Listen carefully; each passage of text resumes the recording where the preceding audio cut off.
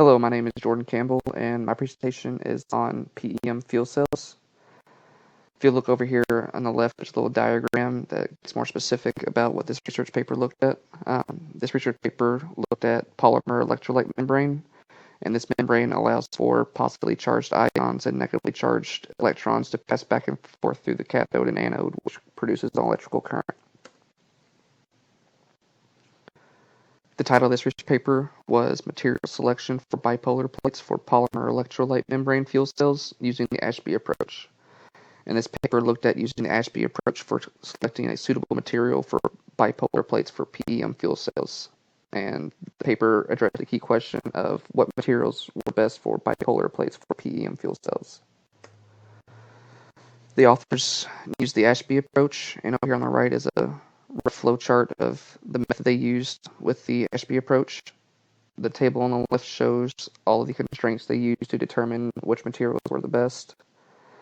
And early on, the authors were able to narrow down to polymer graphite composites and metallic materials to do a further investigation on which materials were best. Key result from study 1 addressed the question, what are the best choices of polymer graphite composites to use for the bipolar plates? And the figure on the left doesn't look like the typical CES Ashby chart. This is because that they used data that a lot of researchers have collected over decades that the CES doesn't have access to. For polymer graphite composites, they looked at electrical conductivity and flexural strength, since they weren't worried about corrosion resistance or contact resistance, since they are polymers. The authors determined that the best choices for polymer graphite composites were reference numbers 64, 68, and 72 in order of first to third. The table on the right gives a more description of the composition of each reference number. The paper actually looked at probably 20 to 30 different polymers, and if you want an expanded description or more information on the composition of those reference numbers, you can refer to the paper. Key result from study 2 addressed the question, what are the best choices of metallic materials to use for bipolar plates? It's a similar diagram as the one before, except in this case, they are worried about corrosion resistance and contact resistance instead of flexural strength and electrical conductivity, since it's metallic and they are inherently stronger and have a higher electrical conductivity. The authors determined that the best choice for metallic materials were 121, 124, and 36 in order of first to third. And this table gives a little bit more information on what the reference numbers mean. For the metallic materials, the surface treatment had a large effect on their performance. For instance, there were multiple different 316 stainless steels and 304 stainless steels, but the surface treatment in these made that material stand out and perform better than the others. To summarize this paper, the objectives for selecting material for both the polymer and metallic materials were conflicting and had to use some trade-off strategies. So, for instance, for metals,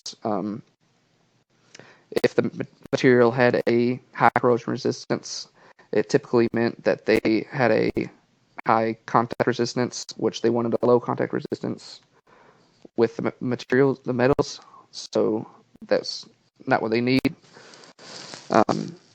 They weren't able to pick a material that performed really well in one of the categories. They need both of them to have performed well. So they had to kind of pick a material that's kind of like a jack of all trades in that sense. Fe27 chromium 6B with a surface treatment of nitridation at 850 degrees C for 24 hours was the best metallic material for the PEM fuel cell. 50 weight percent epoxy resin, 50 weight percent expanded graphite was the best polymer graphite composite material for the PEM fuel cell. My critique on this paper was that the paper was very detailed in their process and did a good job of showing which materials were the best in respective categories. It would have been good to have seen a comparison of the top 3 in each category and see which ones were better. But I think for the sake of what this research was for, they weren't too worried about the top material overall. I would also like to have a better description of the trade-off strategy. They just kind of quickly described the trade-off strategy that they used and weren't too clear on how they came to the conclusion of which material was best from the tables, or not the tables, but the diagrams. So it makes it kind of hard to look back and rank the materials yourself. Other than that, this paper did a really good job of describing what they did. Thank you for your time.